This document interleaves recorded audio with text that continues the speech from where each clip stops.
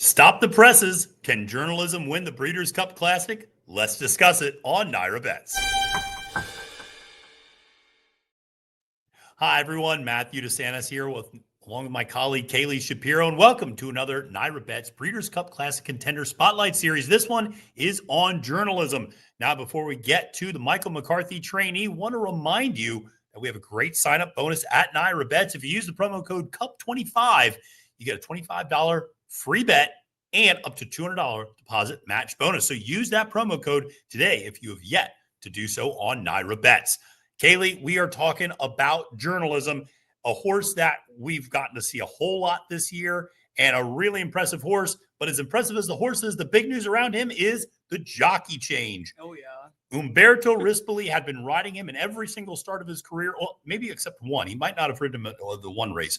But now Rispoli is off. Jose Ortiz takes over. Your thoughts on this? I mean, I think that Jose Ortiz should fit the horse pretty well. Definitely saw a clip of Jose getting interviewed yesterday at Keeneland about, picking up the mount on journalism. And he made a few points that I think were interesting. He kept referring to him as a lightly raced horse. Yeah. I didn't think he meant the amount of starts. I think that he means that the horse has a little bit of an untapped potential. Yeah. So I think that if Jose Ortiz gets him in the right spot, we might see something more from this horse. That's a possibility. That's for sure. It is. And we're going to talk a little bit more about that jockey change and why that happened exactly when we look through some of his previous races. But listen, he's a beautiful horse. He is one of the most physically impressive horses that you will see, sired by Curlin out of the grade 2 winning Mopatism, the Uncle Mo mare. Just really amazing horse. Has also never been out of the top 3 in his career, 6 wins and 10 starts. His record this year has never been out of the exacta, 4 wins and 7 starts. Very good horse who has traveled all across the country and kind of danced every dance. But we'll start with the Kentucky Derby, where he was, dealing with a wet track for the first time. He tried to make the first move, but ultimately got tracked down late there by Sovereignty. And there you see him kind of coming with the white stripe on the top of Rispoli's cap. And journalism just could not keep up with Sovereignty on this day.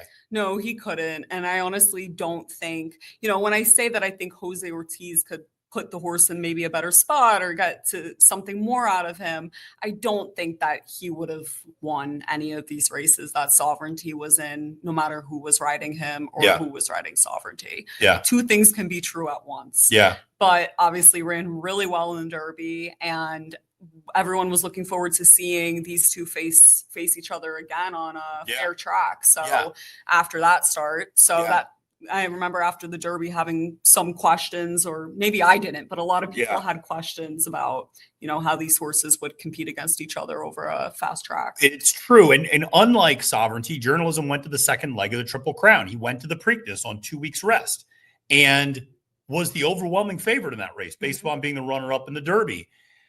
And this is where you start to see why perhaps a jockey change was made, because this was one of the scarier stretch runs that you see, with Rispoli really getting journalism boxed inside and suddenly forcing his way through at the top of the stretch. And interestingly enough, Jose Ortiz was aboard Clever again and got the worst of this, actually. And I'm sure everybody's seen it at this point, but this was one of those efforts where suddenly there he is with the red cap on in journalism, and he forces his way between these two horses, goal-oriented and Clever again.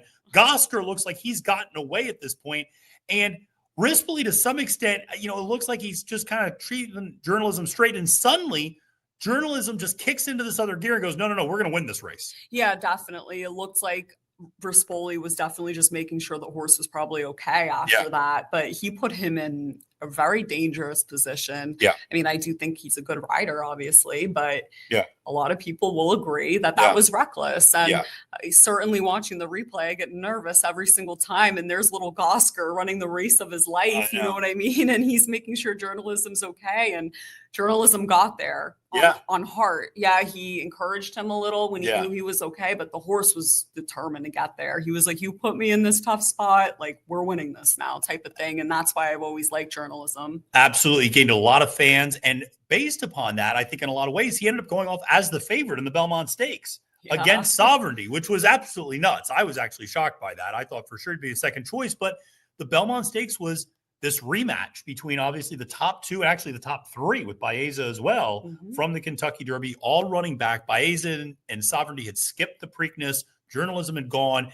And in a lot of ways, it was the same song, second verse, where Journalism kind of gets the jump a little bit and is a little bit more forwardly placed at the top of the stretch, but just can't hold off those big, powerful strides of Sovereignty coming running late. And again, you see Sovereignty in the blue, Journalism there in the maroon, and just couldn't get there.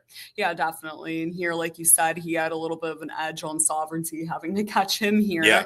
And Sovereignty went by him like he was literally nothing. Yeah. And that to me kind of says it all. I mean, I don't think that there's any shot that Journalism can turn the tables on Sovereignty. Whether he maybe turns the tables on a horse like Fierceness, if Fierceness doesn't run, to his best. Yeah. Sure, I think that's possible.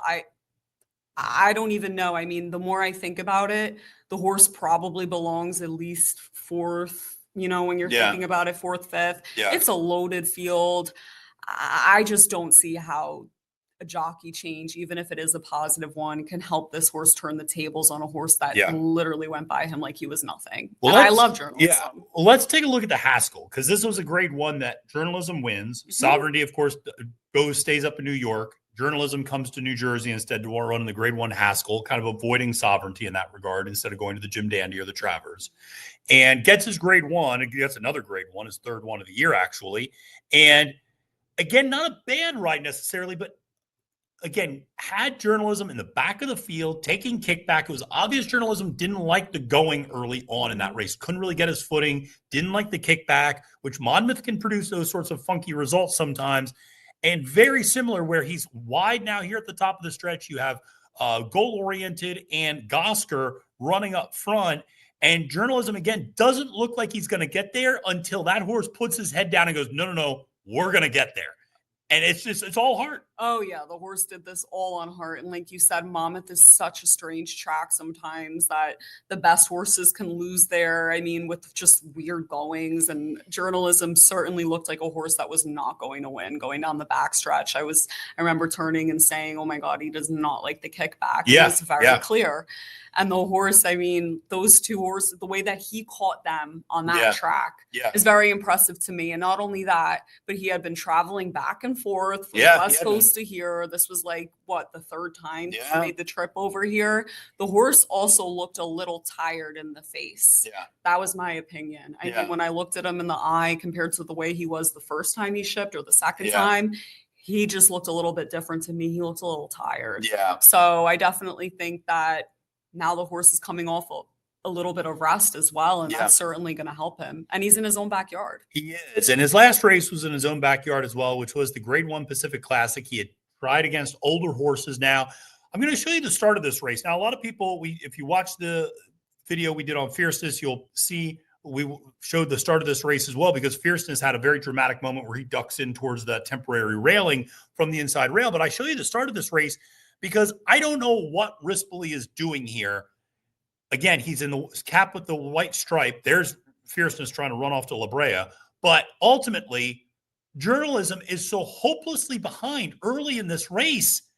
I just don't know what Rispoli's doing. And I think this, more than any of the other performances, is why you ended up with the jockey change, because first time by the stands, he's 10 lengths behind everybody else. Yeah, and the horse looked really confused, honestly. Yeah, right after I would be too. He looked a little confused. And Rispoli should have known, and that's probably why they weren't happy with that ride. You cannot let Fierceness get too far away from you. You can't let any of these horses. I wonder if he saw Fierceness duck into the railing like that and was like, okay. And he rode him pretty cocky. He did. He rode him very cocky. He had to go wide. He passed everybody, to his credit, except for Fierceness. But there he is again now, traveling wide, and he's used up all of his horse now, passing everybody. You get to the top of the stretch, and for a brief moment, you think maybe he can track him down again. And right around here, you go, maybe, and then nope, Fierceness just keeps running, and you realize Rispoli's used up all of the horse to just get to that point. He's not going to be able to track him down. This was a criminal ride, in my opinion, and it's why a trainer like Michael McCarthy, who is a very even keel guy, and why this ownership group, which is renowned for their generosity and being very transparent and being very even keel as well. These are not temperamental people that make changes at the drop of a hat, are willing to make a change before the biggest race of this horse's career. Yeah, definitely. That speaks to itself. And I mean, I thought journalism ran really well given the dynamics. He I know did. obviously No, he lost by a decent amount, but he kind of stopped riding him at some point. Yeah, I mean, yeah. And then at the end of the day, I mean, like we said, fierceness is brilliant when he's on. He has great speed. If he gets loose, it's pretty tough to catch him. And I thought that journalism, I mean, the horse was never discouraged ever. Like we say, he has big heart. Yeah, he does. Big heart. Yeah. And the way that he ran on, given how confused he was in the beginning, the fact that he did not get a good trip, I thought was pretty good. I thought it was pretty good too. Now, here's the question. You and I differ on this. So let's finish with this. I think they are going to sit much closer in the Breeders' Cup Classic than they have previously, because I remember the interview I did with Michael McCarthy before the Belmont Stakes when he specifically said, this horse is faster than he's been able to show. We didn't quite get the trip we wanted in the Derby. We got shuffled back a little further. We thought we'd be sitting closer. That's never materialized. They've never sat as close as they want to sit. And I think that's part of the reason why they go to Jose, who's such a good jockey at getting a horse out cleanly and into a forward position. Not saying the horse is going to be up on the lead by any stretch, but I think this horse is going to be sitting, tracking off the pace behind, maybe 2 lengths behind Fierceness in Nevada Beach. Well, I mean, that's a really interesting concept. I think, honestly, he could have a bit more speed than what we've seen. I don't think he's going to have speed like that. That's just my opinion. I mean, he's a curlin. Look at the way that he's built. Yeah. To me, he's just not really built for speed. I won't be surprised if I see him sitting mid-pack. Yeah. Mid-pack. That makes all the sense in the world. Probably like 5-6 lengths off. Yeah. 5 lengths off. That's what I see for journalism, in my opinion. Got to see how they draw, etc. Yeah. But I don't think that they're going to want to be sitting that close, especially, like, here's the thing. Yeah. If he had tried that before and it worked a little bit, I can imagine them trying to do that in the Classic. Yeah. But are you going to switch up dynamics that drastically? They haven't been biggest race to the horses at this point to the horse's career. They haven't beaten Sovereignty yet, and they haven't beaten Fierceness. So they got to change something. I mean, they're working him fast, so they're clearly trying to, see if they can wake him up out of the gate, show a little bit more speed. I just don't think that you can magically inject speed into a horse. I think the horse has better speed. And this goes back to something that one of our colleagues said, which was he rides him like a turf horse to some extent, referring to Rispoli riding journalism. Well, what do turf horses do? They don't show a lot of early speed, and they come running late. And they swing wide a lot of times. And geez and Pete's, that is exactly what Rispoli does with him every time. Very true. Don't worry about the start. Just get him, and come running late at the end. And I just think you get somebody like Jose. Jose knows how to ride these types of horses on the dirt. He's just going to get this horse away so much more cleanly, I think. And are you really going to outkick Sovereignty? Are you really going to outkick Sierra Leone? No. So you got to be in front of them. You can't sit there and be like, I'm on even terms with Sovereignty. It's over if you're on even terms with Sovereignty at the top of the stretch. He's got to be in front of Sovereignty. I get the point that he has to be. I just don't think it's going to happen. Well, I mean, I think that he's going to sit mid-pack. That's fine. What do you guys think? What do you guys think? Maybe next to Sovereignty. You know what I mean? Near him a little bit. Yeah. I could see that. I don't think that the horse is going to wake up on Breeders' Cup Classic Day and come out of the gate as fast as Fierceness. I just don't think that. I don't think he's going to be coming out of the gate sitting off of him. I don't think there's much speed in this race. I think Fierceness and Nevada Beach are going to be the clear speed in this race. Mm-hmm. And I think after that, there's a whole lot of horses that like to track and run mid-pack and are closers. Highland Falls, Forever Young, Sovereignty, Mind Frame, Antiquarian. I mean, not a leader in the group, right? A lot of horses that like to track and sit and sit mid-pack. So I think there's an opportunity. Again, depending where he draws and how everything goes, he can play the break. I think he just sits much closer to the pace. And I think the biggest tactic is he's got to stay either A, closer to Fierceness, or B, be further ahead of the Sovereignty from a tactical standpoint. Now, can he do it? We'll see. Yeah, definitely. It'll be interesting to see how they change up the dynamics. And hopefully, I mean, through interviews, et cetera, certainly they're not going to show their cards to us completely, but it would be cool to, hear some of their game plan and maybe how some tactics could change with the horse. But I think you're 100% right that he's going to break at least better than he has in the past. And I agree with the points about the fact that Rispoli rides him like a turf horse. And I won't be surprised if he sits 4 or 5 lengths off. Yeah. You know, by the way, if journalism wins, that's a big if, because he's going to be a really big price. Not a really big price, but he's going to be a double-digit price in this race in all likelihood. Then the kind of retrospective thinking starts to kick in. What if you had made the jockey change earlier? Now I agree with you. I don't think it would have made a difference in the 2 Triple Crown races. I think it might have made a difference in the Pacific Classic. If you get him closer, I think that race maybe looks a little bit different at the end. You know what I noticed? I mean, fierceness is great. He does not have as big of a stride as Sovereignty, obviously. He's not nearly as big. Yeah. He's like a little more like this when he moves. Sovereignty's like this, like an accordion. Yeah. In my opinion, journalism, if he had gotten a better ride, maybe moved earlier, I think that he could have gotten in closer to fierceness. Yeah.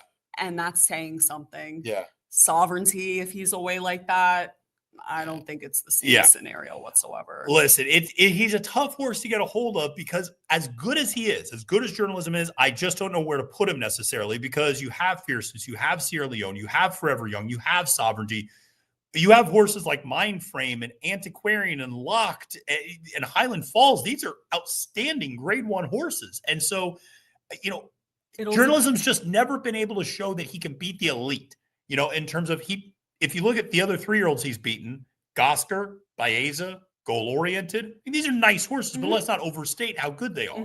So, it's hard to see but maybe the jockey change makes all the difference. We'll see. He's training lights out. And when you see him on camera, if you've never seen him before, he's going to be one of the most physically impressive horses you're going to see. I mean, he is a stunning horse, and he's going to make for a hell of a sire one day. But top 3, top 5 for sure. Maybe. We'll see. You make your list, I'll make mine. All right. Listen, folks, thanks so much for tuning in. Really appreciate everybody checking out these Spotlight Series contender previews. Make sure to use the promo code CUP25 when playing on NYRA Bets, because you get that free $25 bet and up to a $200 deposit match bonus. But I'm going to let Kaylie Shapiro have the last word. What's your thought that you just had, which I don't want to steal from your mouth? Curlin shows up on Breeders' Cup days. There, you Look up who holds the record. I mean, the most progeny to win in one day on the Breeders' Cup, it's Curlin. So that's interesting. There you go. The last word from her. All right. For Matthew DeSantis, joined as always by my trusty colleague, Kaylie Shapiro. Wishing you a great and prosperous day at the races. And reminding you, friends, it's now post time.